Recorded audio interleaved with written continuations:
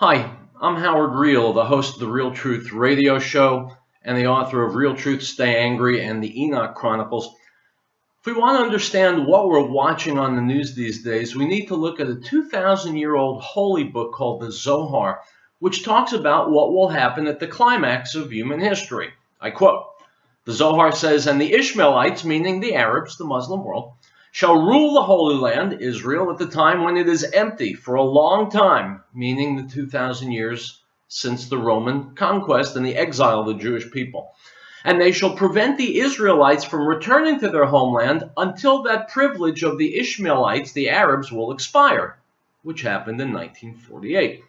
"And the Ishmaelites shall ignite large wars in the world," the rise of terrorism, "until they will make the Edomites," meaning the Christian world, principally Europe, "gather to war against them," unquote.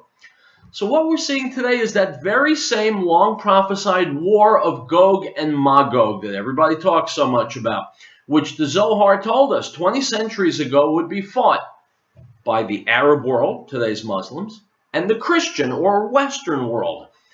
Don't believe it? All right, we'll take a glance at recent headlines. Headline: As migrant crisis grows, border-free Europe unravels.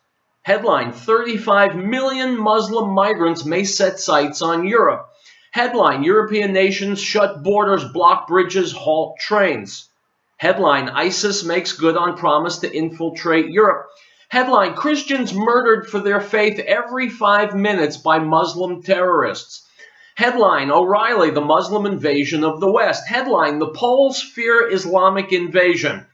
Headline: Wilders tells Dutch Parliament refugee crisis is Islamic invasion.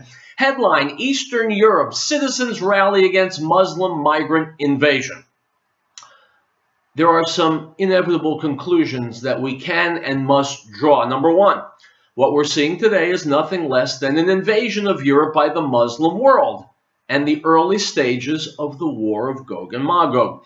Two, it says in Genesis, God says, "I will bless those who bless you," the Jewish people, "and whoever curses you, I will curse."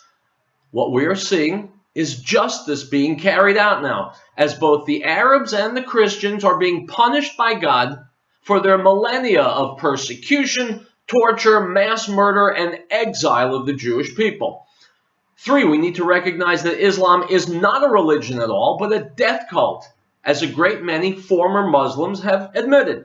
Number four, in order to survive, the West must begin closing mosques and deporting Muslims from Western countries. Five, the Western world needs to quarantine Muslims in their own countries.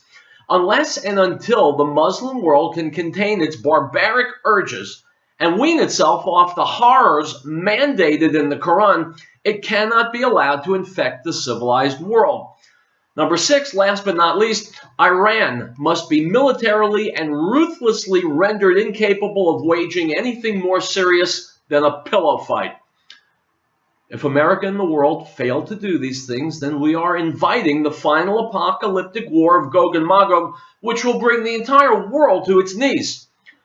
God gives mankind free will, and I strongly suggest that mankind begin to use that free will to save itself from the imminent destruction that we see materializing before our very eyes. I'm Howard Riell.